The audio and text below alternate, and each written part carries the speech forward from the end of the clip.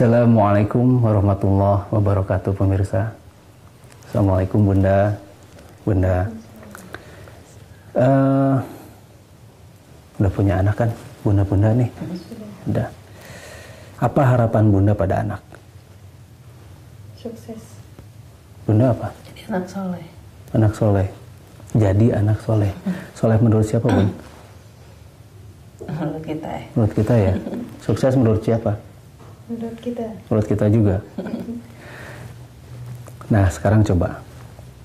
Ketika kita punya anak, ketika anak kita melakukan sesuatu yang merugikan, misalnya karena kita lengah, tiba-tiba porselen yang sudah kita susah dapat, dan porselen itu langka, tiba-tiba sama anak kita itu jatuh dan pecah.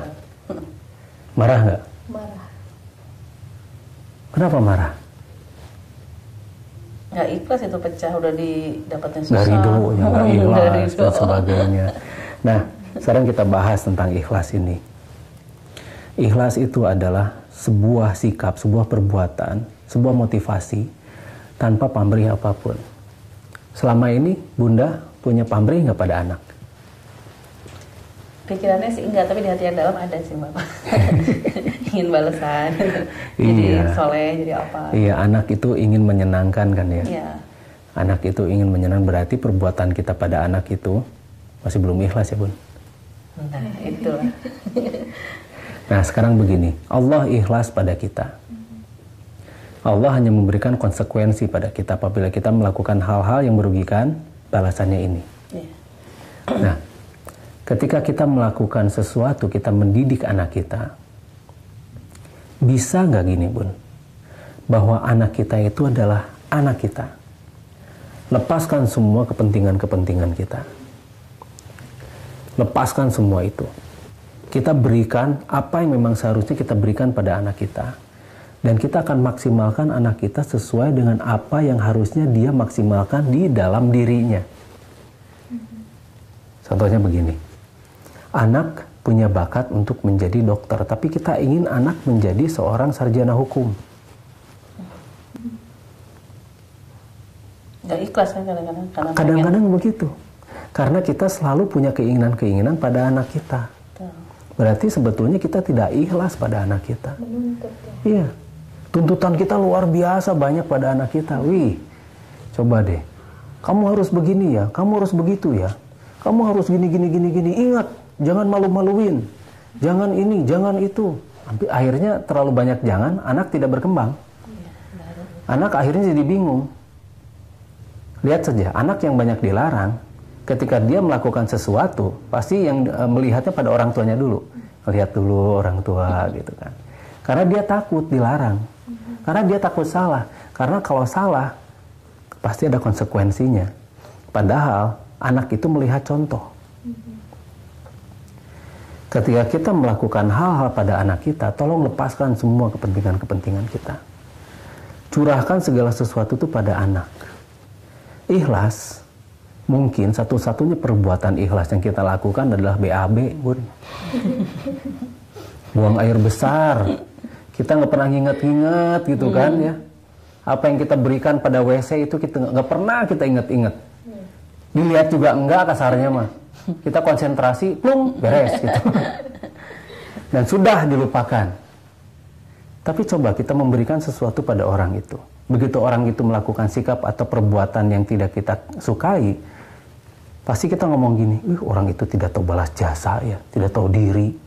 Udah kita kasih gini, dia masih kurang ajar sama kita. Berarti itu tidak ikhlas. Jauh dari ikhlas yang begitu mah. Coba lihat BAB. Kita memberikan sesuatu. Sudah, pleng, kita nggak pernah inget-inget. Kapan terakhir BAB? Kemarin, di mana? 2 minggu yang lalu, coba di mana? Kita sudah lupa kan. Sudah lupakan semua perbuatan yang kita berikan itu, memberi itu. Buang air kecil, ikhlas. Buang air besar, ikhlas. Buang angin, ikhlas. Gitu. Coba buang duit. Kepikiran terus. Kepikiran. Kita ngasih ke orang. Pasti disebut-sebut, pasti diingat-ingat.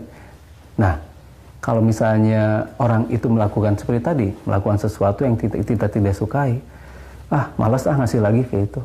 Padahal Islam itu mengajarkan untuk tidak menyerah, Bun. Ketika kita melihat misalnya ada anak-anak yatim, kita berikan sesuatu pada mereka. Tapi anak-anak yatim kan rata-rata kurang. Rata-rata kurang di pendidikan mereka lemah. Sehingga perbuatan-perbuatan mereka itu banyak yang kita anggap kurang ajar. Goda ya. Iya.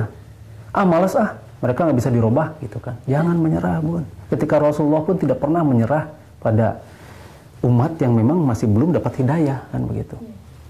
Jangan menyerah. Mereka melakukan hal-hal yang buruk menurut kita, negatif menurut kita. Coba didiklah mereka.